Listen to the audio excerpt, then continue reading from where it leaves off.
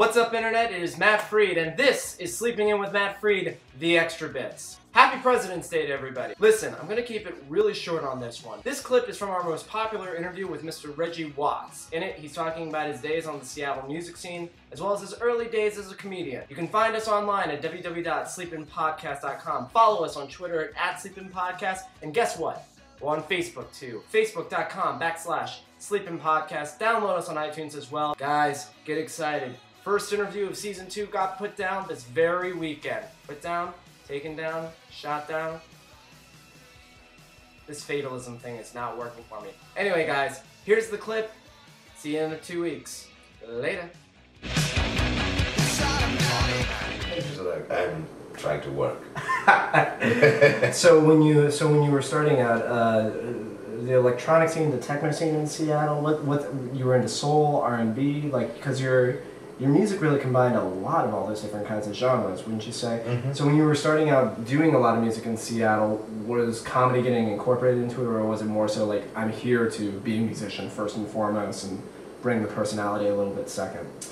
Well, the music was, I mean, you know, it was weird. In high school, I moved to Seattle from the background, at least the most recent background, which the last 2 years of high school would have been industrial music, like Front 242 and Skinny Puppy and Ministry, Manufacture, and also like, you know, kind of obscure, kind of, I don't know what you call it, but like Alien Sex Fiend or the Thrill Kill Cult, or you know, a little bit of like, you know, skater punk, kind of thrasher metal stuff like Danzig and stuff like that, but a lot of like the, you know, goth stuff, Susie and the Banshees and Bauhaus and Front 242 and This Mortal Coil and Cocktail Twins. So that was like kind of where I came from, and then before that, I was all top 40. And then my dad had a huge jazz collection, and my mom listened to traditional, mainly French, but European folk music. So those were all the musics. And so when I went to Seattle, I was, of course, like more into like the new wave, kind of industrial, dark, goth kind of thing. Although I didn't totally look goth, I looked kind of like weird wave kind of dude. And then when I got there, as with all things, I just love different types of music. Anthropologically, I guess I've always been an anthropologist. Right. And it's just a self, you know. Well, if you're going to be a good musician or a comedian, you need to sort of always be taking the barometer of like what's going on in humanity and culture at the moment. That's right. That's exactly right. And that's the thing that you discover. I mean, you know, maybe you become aware of it later, or maybe in, you know, while you're doing it. But essentially, I just kind of went into every type of music possible. Played in every type of band, as many bands as possible. Like learned, you know, world music. Jazz, voice, heavy metal, rock and roll, electronic music, dance music, just kind of like, I guess, just fusion kind of stuff, or just like really weird, kind of creepy Secret Chief style type of stuff.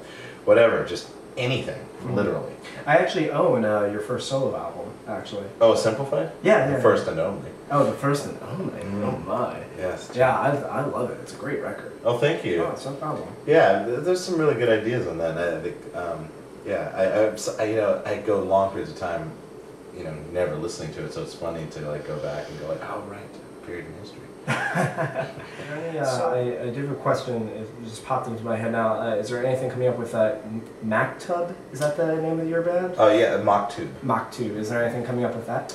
No, not at all. I mean, we're not technically a band anymore. I mean, we never disbanded, but the last record we made was literally any of us flying in from where we lived, adding to a studio experience. That's how we built it. So it was like a remote built album. I like the way it turned out. I really love it, but I don't know if we'll do another one. Oh really? You know, we might. I've never seen never, but we'll probably never play live. Are those all guys that you knew from back in your days in Seattle? Yeah. I met them in like '95, I think. Let me make a bunch of crinkly noises for the microphone. Yeah, I met them in '95. We were together from '95 to 2004. 2005. Okay. Yeah, so, but that, I mean, playing together live, and again, you know, we haven't really technically disbanded, which I kind of like. Yeah. You know, things come together, and you don't necessarily have to say, that's it, we're done. it's kind of just a matter of like picking up a phone and just being like, hey, I'm free. Hey, I'm free. Want to get together in the studio? Exactly. That's like an artist's dream right there. I think that's the best way to do it. It's also the best way for relationships.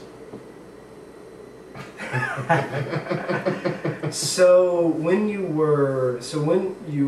did have your pre-established music career in Seattle, what made you say like, I want to focus on comedy now, and like this is the kind of brand of comedy that I really wanna do this, this stuff. I was watching an Iceland interview you did, and you talked a lot about how your influences were Victor Borge, who was hilarious. Like, what made you say like, I want to move in this direction now? This is what I'm going to go after. Well, I mean, in high school, and well, kind of throughout my schooling, but in high school more specifically, I joined the competitive dramatics program. Really? Yeah, there's only 2 states in the union that have it, and it's Texas and Montana. Wow. So essentially, it's a statewide competition, drama competition, based off similar categories as speech and debate. So humorous solo, humorous duo, serious solo, serious duo, and mime. Oh. And those are the categories, and you develop a 10 to 12 minute length piece, I think it is, and then you travel, and it's just like any sports meet, teams start going up through the ranks, and eventually you have state championships. And it was exciting. I mean, it was literally thousands of kids competing in these things, and we travel in tour buses around Montana State and go to Havre, and then it usually ended in Billings, because Billings West was the team to beat, And then the final year that I was in drama, like I did all improvised stuff. So first year was humorous solo, I did all improvised, and then by the end of the year I kind of had a written piece. And then second year was humorous duo, and then by the end of the year we had a written piece, and then we won state that year. So when I did solo, it was 3rd place, and then we won state that year. And when we won it, it was like classic high school movie. You couldn't have asked for a better situation. But we had to redo our performance because the judge wasn't there, and it was totally packed, and there were kids in the windows, like outside windows, and then because they always take place in schools, and like also looking through peering through the window and the door to the room, and we redid it, but because we improvised bits of it, people saw the difference, and so they loved it even more. And then the guy who gave out the awards, who was the head drama coach of Billings West, the big shot guy, had a huge just disliking for my partner Wally Bossy. Yeah, because Wally Bossy just rubbed him the wrong way because he was kind of arrogant, like this teacher guy. Okay. So when we got announced as the winners, my friend Wally goes up and takes the award, and I can't remember what he said. Wally will remember. Wally, tell the internet, comment and let us know what you said to him, because it was brilliant. It was John Hughes magic, but he said something, and to get it back, and then grabbed the award, and it was like, ugh, and everybody was just like, ah. It was awesome. It was a great moment. But that experience was something that was always with me. And then I either was going to go to New York to do acting, or I was going to go to Seattle, and I didn't get into the school that I wanted to go into New York, so I went to Seattle to do music. And so I did music for a long time, but along the way I did some sketch comedy, and I would kind of doodle here and there on gigs and stuff like that, and say funny stuff, and I always liked making people laugh. And then finally, when the music industry went, and then my band was like, no, we can keep making it, and then I'm like, I'm not making any money. And then I ran into Stella, a friend showed me Stella, and I was like, what the fuck? And went from Stella. That inspired me to go to New York, and I got a chance to work with Soul Live, a local band here out of Buffalo, and started singing with them, writing songs. Stayed in Chelsea, got the opportunity to play it, to invite them up with my looper, and Eugene and Bobby were really cool. They're like, dude, we can come back anytime, and that's where it all started again. And so now I'm doing solo comedy. That's pretty awesome. Humorous solo. Humorous. I'm competing in humorous solo. Yes. Music comedy, as I think you described it in the Iceland interviewer. Oh yeah. Yeah. Musomedy. Musomedy. No, it's horrible. Now, to